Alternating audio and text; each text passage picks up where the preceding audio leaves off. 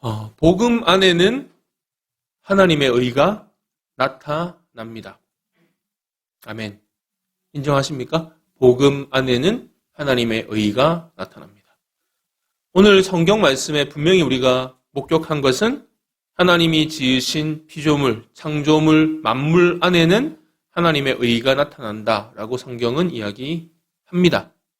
다른 말로 생각해 보면 모든 만물이, 하나님이 지으신 모든 만물이 하나님의 말씀으로 말미암아 지음을 받았기 때문에 그 모든 만물은 하나님의 의가 깃들어져 있고 모든 만물이 존재하는 목적 자체가 하나님의 의를 나타내도록 하나님이 작정하시고 계획하시고 창조하셨다라고 한다면 그들이 존재하는 목적 또한 하나님의 의를 나타내는 것이고, 반면에 하나님의 의를 나타내어야 하는 만물이 하나님의 의를 나타내지 않는다면 그들이 그들의 존재하는 목적과 그들의 직분과 그들의 역할들을 온전하게 감당하지 못하는 것을 우리는 목격하고 발견하고 이해하면서 오늘 말씀을 같이 한번 살펴보고 나누어야 할 것 같습니다. 하나님은 우리를 단순하게 그냥 아무런 의미 없이 아무런 계획 없이 어쩌다가 그냥 짓고 내버려 두니까 자기들끼리 그냥 살다가 보니까 가정도 이루게 되고 건물도 만들게 되고 문명도 만들게 되고 여러 가지 예술품도 만들게 되어서 그것을 저 하늘 위에서 그냥 신기하다는 듯이 쳐다보면서 야, 쟤들 신기하네. 내가 그냥 만들어 놨더니 지들이 알아서 저런 걸 하네? 실제 제가 봤던 영화 중에 한 장면은 그런 장면이었어요. 그 장면이 그 영화에서는 하나님 아주 짧은 단편이었는데 마치 하나님은 무슨 그 집에서 막 심술도 많고 막 욕심도 많고 막 좀 짓궂은 그런 노인네로 묘사되고 있고요. 막 사람들 그냥 조그만 미니어처 그냥 예술품처럼 테이블 위에다가 세상을 만들어 놓고 막 자기들끼리 거기서 문명을 막 발생시키는 어떤 그런 이미지들이 있었는데 하나님께서는 하나님의 의를 하나님의 성실하심에서 시작해서 우리가 믿음을 통해서 우리의 삶 가운데 받아들이고 또 그 받아들여진 하나님의 그 의가 우리의 삶을 지탱하면서 우리도 만물에 깃든 하나님의 의와 마찬가지로 어때야 됩니까? 하나님의 의를 세상 가운데 드러나며 살아야 할 의무를 가진 존재들이 바로 우리들입니다. 제가 말씀을 시작하면서 복음에는 하나님의 의가 나타납니다 라고 이야기했습니다. 여러분, 복음은 바로 예수 그리스도 자체입니다. 예수 그리스도만큼 하나님의 의가 무엇인지를 정확하게 드러내신 분은 존재하지 않습니다. 아주 명확하게 십자가의 사랑으로 하나님의 의를 온전하게 드러내셨고 그리고 그 완벽한 의의 실행자로서의 삶을 사셨던 분이 예수 그리스도였습니다.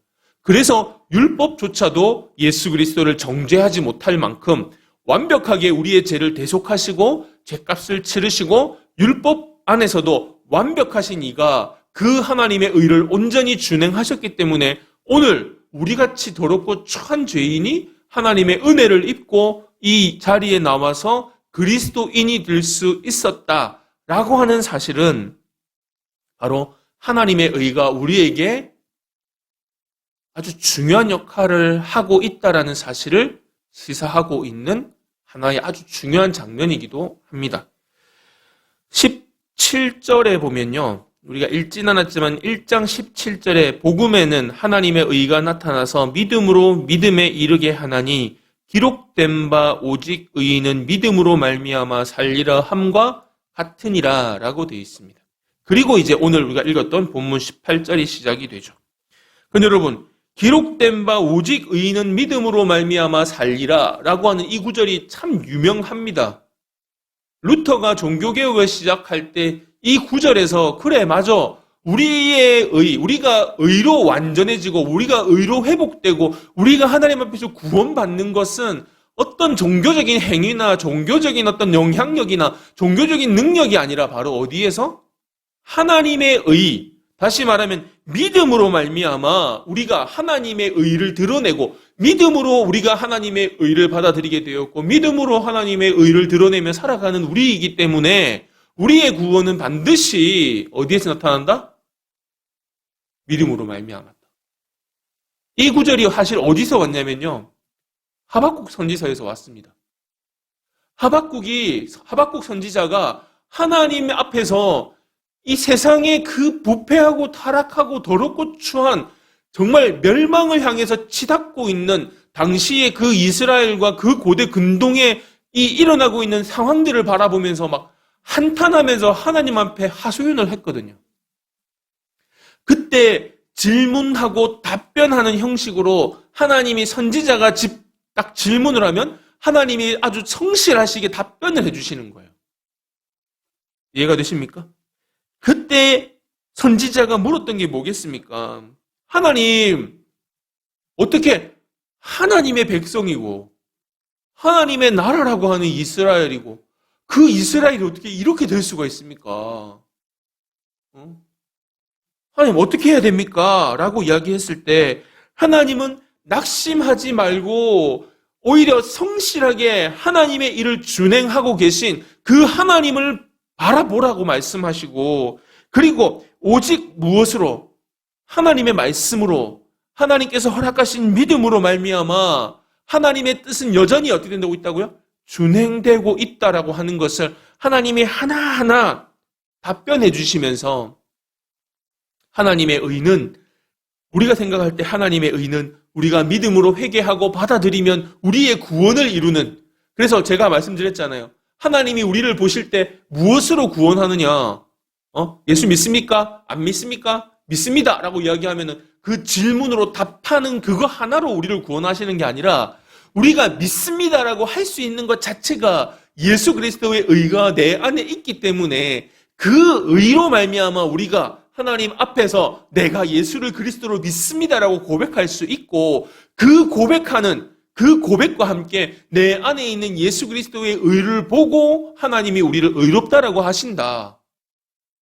다시 말해서 하나님의 의는 우리를 구원하는 구원에 대한 은혜도 있지만 뭐도 있다는 겁니까? 하나님의 의 안에는 반드시 하나님의 공의, 다시 말하면 죄인을 심판하시고 악인들을 멸하시는 하나님의 의의 행위도 그 안에 반드시 들어가 있다라고 하는 것이죠. 그렇기 때문에 오늘 우리가 그런 관점을 가지고 오늘 본문 말씀을 살펴본다면 결국 우리가 딱 맞닥뜨리게 되는 것은 무엇일까요? 바로 우리의 삶이 되는 겁니다. 근데 여기서 말하는 우리는 안 믿는 사람을 이야기하는 게 아니라 소위 말해 하나님의 백성을 향하고 있다는 거예요. 선지자가 막 하소연하면서 하나님 어떻게 이럴 수가 있습니까? 라고 했던 그 하박국 선지자의 그 외침이 이방인을 향하고 있었던 것이 아니라 바로 하나님의 나라요 하나님의 백성이라고 하는 이스라엘을 향해서 어떻게 하나님의 나라와 하나님의 백성들의 의가 하나님의 의가 사라졌습니까? 라고 하는 그 하소연과 같이 오늘 성경은 이 말씀을 통해서 말씀을 듣고 있고 받고 있고 귀를 기울이고 있는 하나님의 백성이라고 하는 우리를 향하고 있다라고 하는 것이죠. 자, 그렇다면 그런 관점에서 오늘 우리의 삶을 어둠으로 빠뜨리고 있는 문제에 대해서 같이 한번 살펴보고 생각을 한번 해보려고 합니다. 아주 중요한 개념 중에 하나가 하나님의 의는 우리를 구원하시는, 우리를 하나님의 은혜 안에서 구원하시는 하나님의 속성도 들어가 있지만 반드시 뭐도 있다고요? 하나님의 진노와 심판도 속해 있다라고 이야기를 드렸습니다. 그렇다면 우리에게 자비를 베풀어 주셔서 나 같은 죄인을 구원하시는 구원의 은혜를 베푸시는 하나님의 의가 도대체 언제 심판과 진노로 바뀌는가라고 하는 거예요. 여러분 언제 바뀔까요? 오늘 본문 말씀은 이렇게 얘기합니다. 이는 하나님을 알만한 것이 그들 속에 보임이라 하나님이 이를 그들에게 보이셨느니라 창세로부터 그의 보이지 아니하는 것들 곧 그의 영원하신 능력과 신성이 그가 만드신 만물에 분명히 보여 알려졌나니 그러므로 그들이 핑계하지 못할지니라. 역사적으로 보았을 때도 하나님이 만드신 세상, 하나님이 만드신 피조 세계 안에 역사의 시간들이 흐르고 흐르는 그 모든 과정들 가운데 끊임없이 하나님은 개입하셨고 하나님은 끊임없이 당신이 존재하고 있음을, 그리고 피조 세계의 자연의 법칙이든 만들어진 세계의 아름다움이든 여러 가지 현상을 통해서 하나님은 뭘 보이셨어요? 당신의 속성을 보여주셨어요.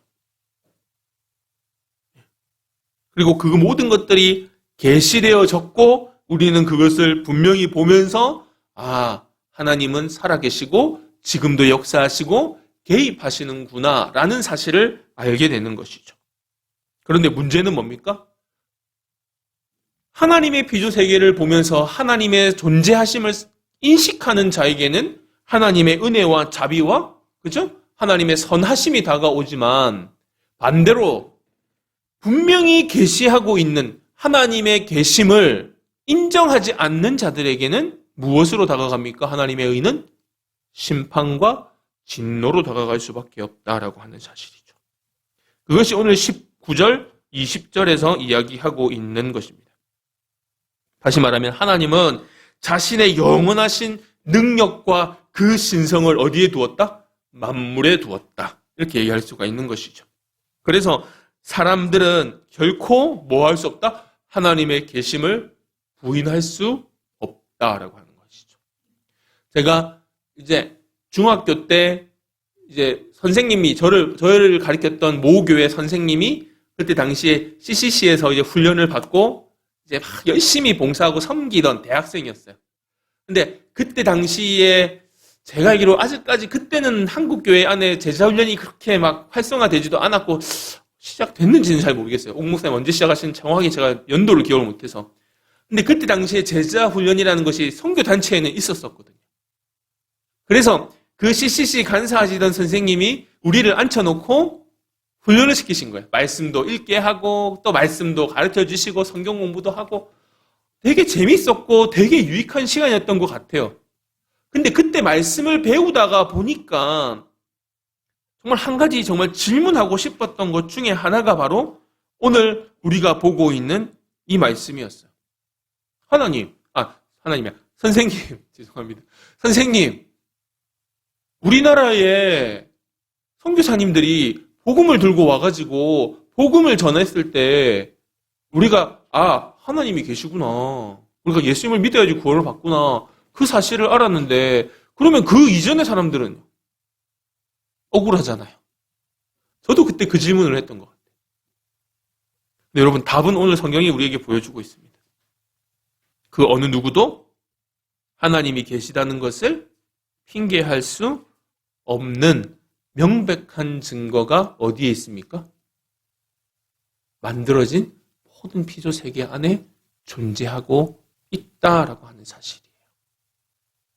다시 말하면 하나님이 우리를 구원하시려고 그 구원의 모든 은혜와 하나님의 계심과 그리고 하나님을 더 알아가려고 하는 그 노력들이 존재하게끔 이미 하나님은 모든 것을 다 만들어 놓고 준비해 놓으셨고 한마디로 말하면 우리를 초청하고 계신다라는 것이죠. 문제는 뭡니까? 사람이 그것을 알지 못하고 사람이 그것을 발견하지 못하고 알고 있음에도 불구하고 뭐 하는 거야? 외면하고 범죄하는 것에 있다라고 하는 사실이죠.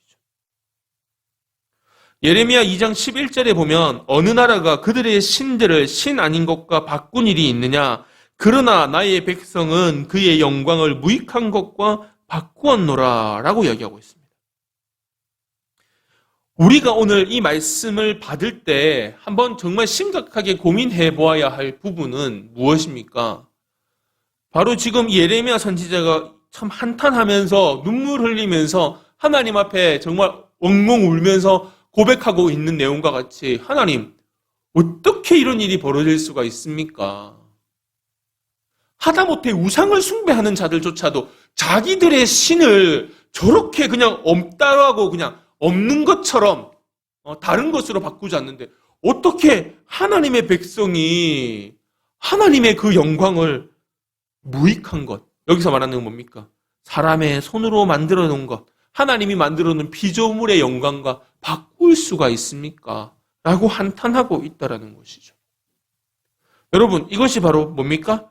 불신앙이고 이것이 바로 멸망의 근거가 되고 있다라고 하는 사실입니다. 다른 말로 하면 우상 숭배가 되는 것이죠. 여러분, 우상은 뭡니까? 여러분, 우상은 막 거창하게 뭔가 이미지를 만들고 형상을 만들어 놓은 것만 해서 우상이 아니잖아요. 그죠? 우상이 뭡니까? 하나님을 두어야 할 것을 하나님을 두기를 싫어하고 다른 것을 하나님의 영광의 자리에 갖다 두는 것, 그거 자체가 뭡니까? 우상 숭배가 되는 겁니다. 여러분, 하나님이 정말 싫어하시는 것이 우상 숭배인 줄 믿습니다. 하나님이 계셔야 될 곳에 하나님이 안 계시는 현상들이 오늘 세상 가운데 나타나게 되는 것이죠. 수많은 불법이, 수많은 범죄가, 수많은 정말 죄악들이 세상 가운데 나타나는데 그것이 다시 말하면 정말 부끄러운 것인데 부끄러운 줄 모르고 많은 사람들이 거기에 매달려서 마치 그것이 하나님인 양, 마치 그것이 자신을 행복하게 해줄 수 있는 것인 양, 그것에 매달려서 하나님 두기를 싫어하는 오늘 우리가 살아가고 있는 이 세상, 한마디로 말해서 타락한 그 모습들 가운데 여러분, 우리는 살아가고 있고 심지어 우리가 거기에 영향을 받고 살아가고 있다라는 사실입니다. 그런데 오늘 성경은 분명히 뭐라고 말하고 있습니까? 하나님은 지금도 우리에게 다양한 방법으로 당신이 계시다라는 것을 보여주고 계시다라고 이야기하고 있습니다. 그래서 오늘 우리가 하나님의 백성이라면 해야 될 첫 번째 우리의 역할이 무엇이냐라고 한다면 바로 진심으로 그분을 찾아야 한다라는 것입니다. 언제? 지금 좀 하나님 찾으라는 거예요. 지금이 바로 하나님을 찾아야 할 때다라고 하는 사실입니다. 어떤 사람도 하나님이 계시다는 것을 부인할 수가 없습니다. 그래서 진심으로 찾는다는 것, 다시 말하면 이 죄 많은 세상에서 하나님이 다스리고 계시다라는 것을 뭐 하는 것? 인정하는 것부터, 그리고 하나님이 이 세상을 다스리시기 때문에 오늘 나의 삶도 하나님의 통치와 하나님의 간섭하심이 이루어지기를 구하는 것, 그것이 바로 하나님을 찾는 겁니다. 하나님 찾으라고 한다고 실제로 철학 공부하면 그거 나오거든요. 논리적으로도 그렇잖아요. 하나님이 계시다, 하나님이 안 계시다. 논리적으로 하나님이 안 계시다 이러려면 어떻게 해야 돼요? 그 말이 참이 되려면 우주선, 아주 성능 좋은 우주선을 만들어가지고 우주의 모든 공간들을 다 다녀본 다음에 하나님 안 계시네? 하나님 없어. 이렇게 해야지 그게 논리적으로 맞는 말이 되잖아요. 그죠? 여러분, 하나님이 계시다, 하나님이 안 계시다라고 하는 이야기를 떠나서 오늘 이 세상을 살아가고 있는 우리는 하나님의 백성이기 때문에 하나님이 우리를 지으셨다는 사실을 인정하고 하나님이 지금 우리를 다스리신다라는 것을 인정하며 살아가는 자들인 줄 믿습니다.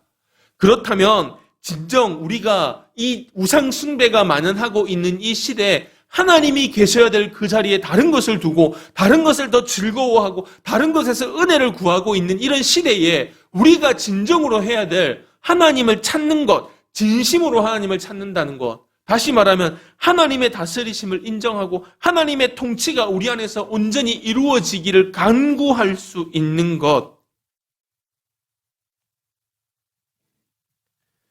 선지자들이 정말 하나님의 그 통치가 이루어지지 않는, 하나님의 다스리심이 이루어지지 않는 것처럼 보이고 하나님의 간섭하시는 것이 없어진 것처럼 보이는 그 이스라엘을 바라보면서 정말 가슴을 치고 눈물을 흘리면서 하나님 어떻게 저럴 수가 있습니까? 라고 부르짖었던 그 갈구함이 여러분 오늘 우리의 삶을 통해서 우리가 과연 얼마나 나는 하나님을 인정하고 하나님께 내 삶의 통치권을, 내 삶을 다스리시도록 내어드리고 있는지, 사실 우리가 이제 격주로 이사야서를 보고 있지만 여러분 이사야서의 내용이 그거 아닌가요?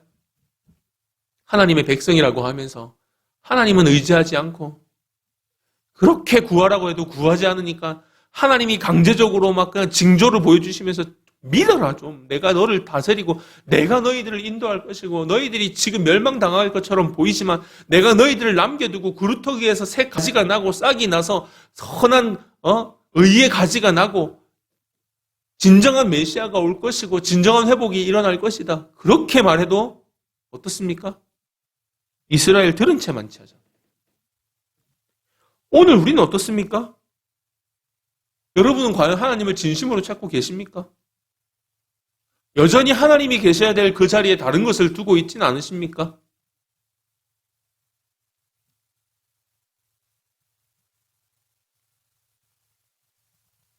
하나님이 계시는지 안 계시는지 그 자체가 정말 의문이 되어서 마치 파랑새를 찾는 아이처럼 이리저리 헤매고 돌아다니고 있지는 않은지 오늘 우리가 분명하게 인정하고 우리가 분명하게 살아내어야 될 것은 바로 하나님의 다스리심. 다시 말해서 하나님이 오늘 나의 주인이 되시고 하나님의 다스리심이 내 삶의 온전함이다라고 하는 것을 인정하면서 매 순간순간 살아야 함을 성경은 이야기하고 있다라는 것입니다. 두 번째로 우리가 정말 추구해야 될 것 중에 하나가 무엇입니까? 바로 매일 삶에 복음으로 말미암아 우리가 우상 숭배에 빠지지 말아야 한다라는 사실이죠. 너무 자주 들었고 뭐 잘 아는 이야기고 나 우상 숭배 안 하는데 나는 뭐 불상에 가서 절하지 않는데 나는 돌담에 절하지 않는데 나는 무슨 뭐 다른 거에다 절하지 않는데 여러분 그것만 우상 숭배가 아니라고 했잖아요. 여러분 우상 숭배는 하나님이 계셔야 될 자리에 다른 것이 가면 다른 것이 우상이 됩니다. 그것이 자식일 수도 있고요. 그것이 돈일 수도 있고요. 그게 명예일 수도 있습니다. 그리스도인이라고 하면서 뭐 직분자라고 하면서 목회자라고 하면서 내가 교회에서 장로된 사람이라고 하면서 내가 권사된 사람이라고 하면서 내가 안수집사 된 사람이라고 하면서 세상에서 정말 권력을 탐하고 세상에서 물질을 탐하면서 그것이 하나님의 자리까지 침범해서 하나님보다 그것을 더 사랑한다면 그 사람은 우상 숭배자입니다. 그 사람이 비록 지금 이 시간 주일날 11시에 교회 와서 앉아 있는다고 해도 그 사람은 우상 숭배이사이기 때문에 소망이 없습니다.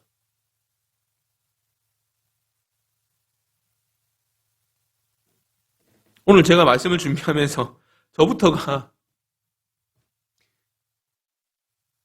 하박국 선지자나 예레미야 선지자가 범죄하고 타락한 그 백성들을 향해서 가슴을 찢고 가슴 아파하고 하나님 앞에 어떻게 저럴 수가 있습니까? 하나님 이런 상황을 지금 어떻게 해야 됩니까? 하고 하나님께 부르짖었지 그들의 잘못을 막 신랄하게 비판하고 막 그들을 정죄하지 않았거든요. 그래서 저도 못할 것 같아요. 하면 안 될 것 같아요. 그래서 정말 지금 우상숭배에 대한 이야기를 하다 보면 할 이야기는 정말 많죠. 왜냐하면 우리의 삶 가운데 일어나고 있는 현상들이기 때문에. 그런데 여러분 분명한 것은 무엇입니까? 어느 누구도 우상숭배에서 자유로운 사람은 없다라는 겁니다. 아마 우리가 볼 때 분명히 저 사람은 지금 명예를 탐하고 돈을 탐하면서 하나님이 계시는 자리에 돈과 명예를 두고 있다. 하나님이 계셔야 될 자리에 자녀를 두고 있다. 저 사람 지금 우상숭배자다라고 이야기를 해도 그 사람 본인은 자기가 우상숭배한다고 전혀 생각하지 않을 겁니다. 그리고 그 자체를 못 느낄 거예요. 그러면서 계속해서 그것을 탐하고 추구하겠죠. 다르게 말하면 이겁니다. 우리도 나도 모르는 사이에 우상숭배자가 충분히 될 수 있다라는 겁니다. 왜 그렇습니까? 여러분, 우상숭배의 결과가 어두움이기 때문입니다. 우상을 숭배하는 자들의 결과는요, 영적인 어두움이 제일 먼저는 우리의 영적인 영안, 영적인 눈을 어둡게 만든다라는 거예요. 다른 사람들이 볼 땐 저 사람이 지금 우상숭배하고 있다는 게 보여도 자기 자신은 영적으로 어두워져 있기 때문에 자기가 지금 우상숭배하고 있다는 것이 보이지 않는 거예요. 내 마음 자체가 또 어두워집니다. 그러다 보니까 어떻습니까? 하나님보다는 오히려 진짜 말 그대로 우상이 더 어울리는 곳이 되어버리는 거죠. 그러니까 어떻게 됩니까? 우리 안에 선한 모든 것이 다 썩어지고 멸망을 향해서 치닫게 될 수밖에 없는 겁니다. 그래서 로마서 1장 21절 말씀이죠. 우리 같이 한번 읽어볼까요? 21절 시작. 하나님을 알되 하나님을 영화롭게도 아니하며 감사하지도 아니하고 오히려 그 생각이 허망하여지며 미련한 마음이 어두워졌나니. 어떤 사람이요? 우상숭배하는 사람. 스스로 지혜 있다고 생각은 하지만 실제는 어떻습니까? 어리석어요. 왜요? 하나님이 계셔야 될 자리에다가 하나님이 만드신 피조물을 갖다 놓기 때문이죠. 얼마나 바보 같습니까? 제가 주일학교 아이들한테 제일 많이 했던 이야기 중에 그 구원에 대한 설명을 하면서 예수님이 우리를 구원하셨다라는 설명을 하면서 볼펜 이야기를 참 많이 했거든요. 볼펜. 저도 여기 볼펜 하나 꽂혀져 있는데. 볼펜이 뭡니까? 누군가에 의해서 만들어진 피조물이잖아요. 그죠? 하나님이 이 피조물을 위해서 생명을 주셨다라는.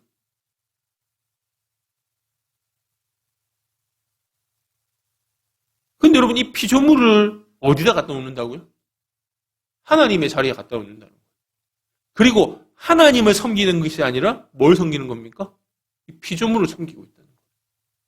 여러분 모양은 다르고 힘은 다르고 뭐 영향력은 다를지 몰라도 돈도 권력도 명예도 결국은 하나님이 만들어 놓으신 뭐와 같은 거예요?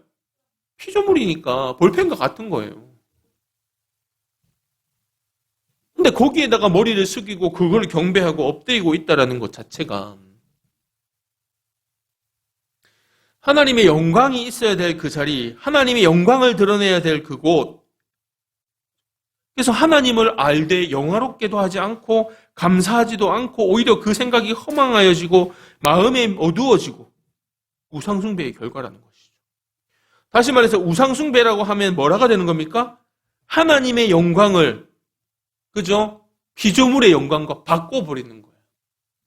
여러분 영광이라고 하는 단어 자체가 갑옷입니다. 갑옷. 옛날 아이들이 만화에 보면 로봇 그게 갑옷이었잖아요. 그죠? 영광. 영광이라는 말에 그 의미 안에는 뭐 들어요? 무게가 들어있어요. 무게라는 뜻이 들어있어요. 무게. 여러분 금을 무게를 달아서 가치를 매기잖아요. 그죠? 돈을 매기잖아요. 그것처럼 영광이라는 말은 가치를 매긴다라는 거예요. 다시 말해서 하나님의 가치의 정도를 영광이다라고 이야기하는 거예요. 좀 더 이야기해보면은 우리가 경배하다, 하나님을 경배하다, 월십이라고 얘기할 때 그 월십도 마찬가지로 하나님보다 가치 있는 것이 없기 때문에 어떻게 하는 겁니까? 오직 하나님께만 돌려드리는 것을 월십이라고 이야기하는 것이죠. 그러니까 무한한 가치를 가지고 계신 분이 누구라는 거예요? 하나님이시기 때문에 그분은 뭐 뜻하고요? 우리의 경배를 받으시기 합당하시다라고 이야기하고 있는 겁니다. 근데 그 경배를 받고 그 높임을 받으시기 합당하신 그 하나님의 자리에서 하나님은 끌어내리고 거기에다가 뭐를 올려놓는다고요? 피조물을 갖다 올려놓는다는 거죠. 이렇게만 이야기하면 정말 어리석은 것이 우상숭배인데 문제는 뭡니까? 우상숭배로 말미암아 눈이 어두워지고 마음이 어두워지니까 판단이 어두워지니까 서슴지 않고 어떻게 하고 있는 겁니까? 하나님의 자리에다가 피조물을 갖다가 올려놓고 있다라는 거예요. 실제 그런 사건들이 자꾸 한국 교회 안에서도 일어나고 있고 한국 사회 안에서도 일어나고 있는 것이 바로 거기에 대한 문제죠. 지금 제일 막강한 권력은 돈이죠, 돈. 만몬이라고 하잖아요. 돈이라고 하는 이 물질의 신격화라고 하는 말이 단어가 맞네 모르겠죠. 신격화한 것이 만몬이라고 얘기할 수가 있는 것이죠. 재물의 신. 이미지를 보면 코끼리 같은 그 신의 모습을 가지고 있거든요. 또 한 가지가 명예죠, 명예요. 높아지려고 하는. 예수님께서 십자가를 지시고 우리를 구원하셨을 때 우리가 지난주에도 잠깐 나누었지만 하나님의 그 구원의 사역을 신실하게 준행하시는 예수님인데 그 예수님 앞에서 제자들이 뭐라고 물어봐요? 주님 나라 들어가실 때 누가 더 큽니까? 이러잖아요. 누가 더 큰 자입니까? 그러니까 제자들의 마음속에도 뭐가 들어가 있는 거예요? 명예욕이 있다는 거예요. 사탄이 우리의 마음을 오늘도 우리를 시험하고 넘어뜨리려고 유혹하고 미혹할 때에 가장 좋은 수단 중에 하나가 바로 뭡니까? 명예욕입니다. 내가 누군데?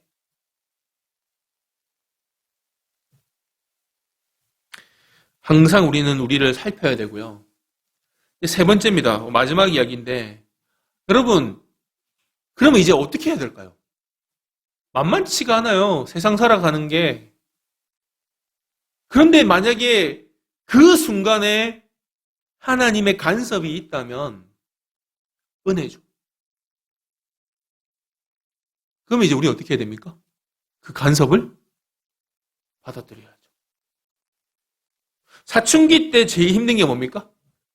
사춘기 다 거쳐보셨잖아요. 아직 안 거쳐본 친구들도 있지만. 사춘기 때 탈선하고 방황하는 이유 중에 하나가 뭡니까? 간섭하는 게 싫어가지고. 이 시기적으로 감정이 막 복잡하고 다양하게 막 분화가 되잖아요. 막 예전에 없었던 감정들이 막 생기게 되거든요. 그러다 보니까 자연스럽게 어떻게 됩니까? 막 방황도 하고 탈선도 하죠. 그때를 뭐라고 한다고요? 사춘기. 난 지금도 그런데? 그럼 지금 사춘기인 겁니다. 나이는 30대, 40대가 돼도 지금도 여전히 반항하고 탈선하고 있으면 사춘기예요. 그런데 사춘기의 다양한 감정의 분화 때문에 많은 경우에 부모가 하는 말 자체가 싫은 거예요. 막 싫은 거예요. 그냥 싫은 거예요. 왜 싫어? 몰라. 그냥 싫어. 그러니까 뭐 어떻게 하는 거죠? 받아들이지 못하는 것이죠. 근데 여러분 부모의 입장은 어떻습니까? 부모의 입장. 부모의 입장에서는 자녀가 사춘기라서 그걸 갖다가 못 받아들이고 막 대꾸하고 말대꾸하고 막 소리 지르고 해도 부모는 어떻게 해야 됩니까? 잘못된 것을 보고 가만히 있을 수 있습니까? 오히려 부모는 사랑하기 때문에 어떻게 합니까? 간섭합니다. 미련을 둡니다. 간섭해서 그가 옳은 길을 가도록 조언하고 그를 이끌려고 합니다. 여러분, 우리의 창조주이신 하나님도 마찬가지입니다. 피조물을 섬기는 우상숭배에 빠질 때 하나님께서 가만히 두신다? 여러분, 그거는 두려워해야 될 상황입니다. 심각한 상황이 되어버리는 거예요. 우리가 잘못된 길로 갈 때 하나님께서 간섭하신다? 은혜입니다. 기회가 있는 거예요. 그 사람은 돌이킬 수가 있는 겁니다. 오히려 하나님께서 더 이상 간섭하지 않고 내가 죄를 짓고 내가 피조물을 섬기고 내가 명예를 섬기고 내가 돈을 섬기고 내가 자녀를 섬기고 내가 다른 것을 섬기고 있음에도 불구하고 하나님이 그걸 그대로 내버려 두신다? 그 사람에게는 심각한 상황입니다. 그것보다 무서운 저주는 없죠. 내버려 두시는 것 자체가 뭐라고요? 하나님의 진노의 표현이 되는 겁니다. 여러분, 우리가 하나님을 아는 것은요, 지혜로, 정말 지식으로 하나님을 알아가는 것이 다가 아닙니다. 우리가 하나님을 알아가는 것은요, 하나님이 내 삶에 오시고 개입하시고 간섭하시고 이끄시고 내가 그 간섭을 듣고 정말 살아내려고 노력하고 부대끼고 그 과정 가운데 하나님을 진정으로 알게 되고 믿게 되고 의지하게 되고 하나님을 닮아가게 되고 여러분 그것이 진정한 하나님에 대한 알미 되는 겁니다. 하나님께서 나의 삶을 간섭하실 때 지혜로운 자녀라면 어떻게 해야 됩니까? 처음부터 그것이 쉽게 받아들여지겠습니까? 아니죠. 아무리 하나님이 지금 나를 간섭하신다, 나를 치고 계신다, 하나님이 나에게 지금 개입하신다라는 것을 느껴도 사실 우리 수준이 그렇게 높지가 않은 것 같아요. 때로는 그게 불편하고 때로는 그게 하나님 꼭 제가 이걸 해야 됩니까? 하나님 왜 저한테 이런 일을 주십니까? 하나님 왜요? 저한테 왜 자꾸 하라? 왜 저보고 자꾸 손해보라고 하십니까? 저부터도 그런 것 같아요.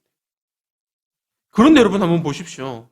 그럼에도 불구하고 여러분 막 갈등하고 고민하고 정말 심각하게 고민하고 하나님 내가 꼭 해야 됩니까? 라고 하는 그 시간들이 쌓이다 보니까요. 어느새 나도 모르는 사이에 성숙하고 성장해져 있는 나를 발견하게 된다라는 거예요.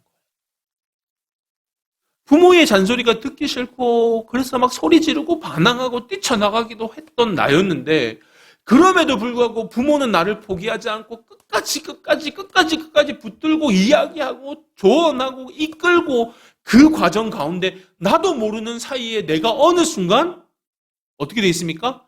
성숙해져 있는 것을 보는 거예요. 왜 그렇습니까? 그것이 진정한 알미인 거예요. 부대끼면서 알아가듯이 부모와 부대끼면서 내가 성숙해져 가는 것처럼 어느 순간에는 내가 성숙하고 성장해 있어가지고 부모의 말이 들리는 거예요. 이해가 되는 거예요. 용납이 되는 거예요. 저도 주일학교부터 학생회, 청년회, 부육자 시절에 그렇게 막 훈련을 받으면서 섬겨보면요. 정말 요즘 한국 사회에서 중2병이라고, 우리 때는 중2병이라고 요즘에는 모르겠어요. 초5병이라고 해야 되나? 초등학교 5학년, 6학년이 엄청 제일 막 심하다고 그러는데, 저 때는 중2가, 사춘기가 제일 심했었거든요. 그래서 중2병이라고 하고, 막 청소년 수련회 같은 데 가면은 중학교 2학년 손들어 막 이런, 너희들은 사람이 아니여. 뭐 인간이 아니여. 니들은 외계인이여. 막 이렇게 막 하시는 분도 있고 막 그랬었어요.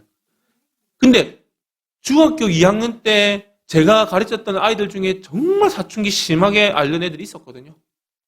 지금도 기억나는 설교 혹시 또 듣는 모르겠어요. 태영이라는 애가 있었는데 걔 씨름하는 애였어요. 형도 씨름하고 걔도 씨름하는 애.